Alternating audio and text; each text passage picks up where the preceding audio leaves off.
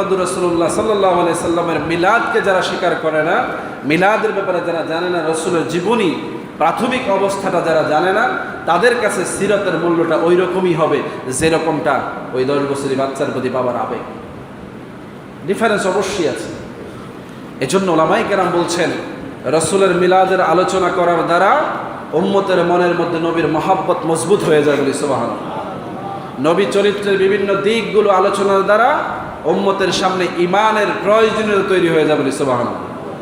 এমনকি এই আলোচনার দ্বারা অন্য ধর্মের মানুষও নবীর প্রতি ঈমান আনার ব্যাপারে দৃঢ় সংঘবদ্ধ হয়ে যায় বলি সুবহানাল্লাহ। যখন তারা নবীর চেহারা, নবীর শরীর, নবীর চরিত্র, নবীর আদর্শের কথা কালেমার দাওয়াতের আগেই শুনতে পায়, ওই মানুষটার ব্যাপারে একটা, ওই আল্লাহওয়ালা, ওই আল্লাহর নবীর ব্যাপারে একটা সুরত তার মনে দাঁড়িয়ে যায়। তখন সে চিন্তা করে এই নবী কি বলেছে, কি করতে বলেছে, ওইভাবে মানার চেষ্টা করে দেবে সুবহানাল্লাহ। এই জন্য ভাইয়েরা,